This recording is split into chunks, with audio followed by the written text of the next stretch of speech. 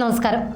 ശബരിമല സ്വർണ്ണക്കൊള്ളക്കേസിൽ മുൻ ദേവസ്വം മന്ത്രി കടകംപള്ളി സുരേന്ദ്രനെ പ്രത്യേക അന്വേഷണ സംഘം ചോദ്യം ചെയ്തത് 100ഓളം ചോദ്യങ്ങളുമായിട്ടാണ്. അതീവ രഹസ്യമായിട്ടായിരുന്നു ഈ ചോദ്യം ചെയ്യൽ. ഇന്നലെയാണ് സംഭവം പുറത്തറിഞ്ഞതുപോലും.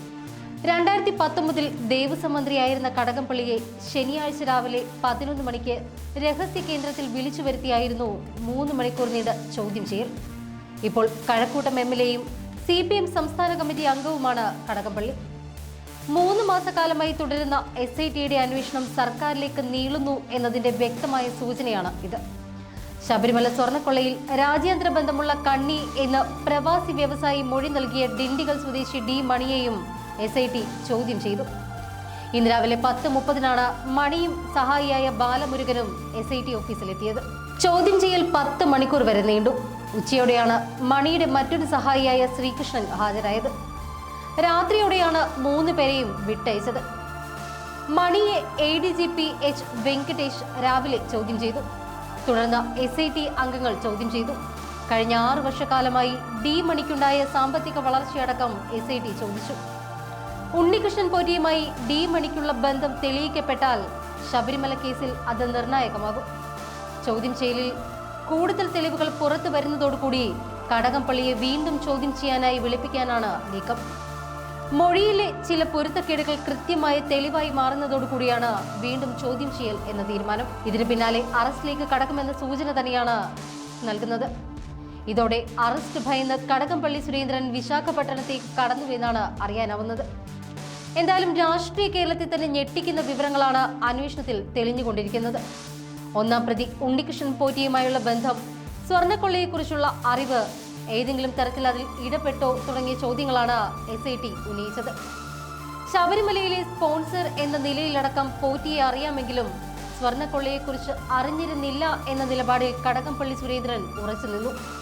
പോറ്റിയുമായി ബന്ധപ്പെട്ട ചോദ്യങ്ങൾക്ക് കടകംപള്ളി നൽകിയ മറുപടിയിൽ അവ്യക്തതയുണ്ട് എന്നും വീണ്ടും ചോദ്യം ചെയ്യേണ്ടി വരുമെന്നുമാണ് SIT നൽകുന്ന സൂചന. പോറ്റിക്ക് സഹായം ചെയ്യാൻ അപേക്ഷയ്ക്ക് മുകളിൽ എഴുതിയത് സാധാരണ നടപടിക്രമമാണോ എന്നും SITക്ക് സംശയമുണ്ട്. പോറ്റിയുമായുള്ള സാമ്പത്തിക ഇടപാടുകളെക്കുറിച്ചും അവ്യക്തതയുണ്ട്. ദേവസ്വം ബോർഡ് പ്രസിഡന്റായിരുന്ന PS പ്രശാന്തിനെയും ചോദ്യം ചെയ്തു. മുൻ പ്രസിഡന്റുമാരായ A പത്മകുമാർ, N വാസു അടക്കം 10 ഉന്നതർ ഇതുവരേക്കും അറസ്റ്റിലായിട്ടുണ്ട്. സ്വർണ്ണക്കൊള്ളയ്ക്കായി ബോർഡ് ഒന്നടങ്കം ഗൂഢാലോചന നടത്തിയെന്നാണ് SITയുടെ കണ്ടെത്തൽ. കടകംപള്ളി സുരേന്ദ്രൻ ദേവസ്വം മന്ത്രിയായിരിക്കെ നടന്ന സംഭവത്തെക്കുറിച്ച് അദ്ദേഹത്തിനും അറിവുണ്ടാകാമെന്നാണ് വിലയിരുത്തൽ. കടകംപള്ളിയുടെ മൊഴിയുടെ അടിസ്ഥാനത്തിൽ പത്മകുമാർ, പോറ്റി അടക്കമുള്ളവരെ വീണ്ടും ചോദ്യം ചെയ്യും. കഴക്കൂട്ടം മണ്ഡലത്തിൽ പോറ്റിയുടെ സ്പോൺസർഷിപ്പിൽ വീടുകൾ നിർമ്മിച്ചതിനെക്കുറിച്ചും അന്വേഷണമുണ്ട്. അതേസമയം പോറ്റിയെ അറിയാമെങ്കിലും സ്വർണം പൂശൽ പോറ്റിയെ ഏൽപ്പിക്കാനുള്ള ബോർഡ് തീരുമാനത്തിൽ ഇടപെട്ടിട്ടില്ല എന്നാണ് കടകംപള്ളിയുടെ മൊഴി.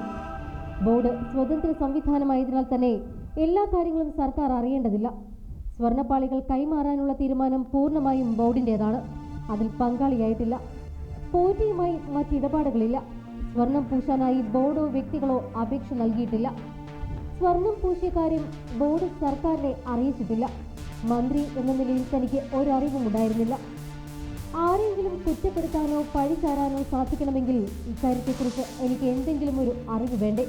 എനിക്ക് ഒരറിവുമില്ലാത്ത കാര്യത്തെക്കുറിച്ച് എങ്ങനെയാണ് പറയുകയെന്നും കടകംപള്ളി സുരേന്ദ്രൻ ചോദിച്ചു. അതേസമയം സർക്കാരിന് അറിയാമായിരുന്നുവെന്ന് പത്മകുമാർ പറഞ്ഞു.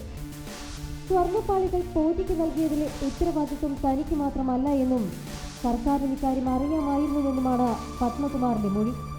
ബോർഡിന് മാത്രമല്ല സർക്കാരിനും പോറ്റി അപേക്ഷ നൽകിയിരുന്നു. പരിശോധിച്ച് ഉചിതമായ തീരുമാനമെടുക്കാനും ആവശ്യമായ സഹായം ചെയ്യാനും സർക്കാർ നിർദ്ദേശിച്ചു. ഇതുകൂടി കണക്കിലെടുത്തുകൊണ്ടാണ് ബോർഡ് തീരുമാനമെടുത്തത്. സ്വർണ്ണപ്പാളി കൈമാറാനുള്ള ഉത്തരവിന്റെ രേഖകളിൽ ഇക്കാര്യം പരാമർശിച്ചിട്ടുണ്ട്. എന്നാൽ മന്ത്രി എന്ന നിലയിൽ കിട്ടിയ അപേക്ഷകളിലെല്ലാം തന്നെ പരിശോധിച്ച് നടപടിയെടുക്കാൻ മാത്രമാണ് നിർദ്ദേശിക്കാറുള്ളത് എന്നാണ് കടകംപള്ളിയുടെ വാദം.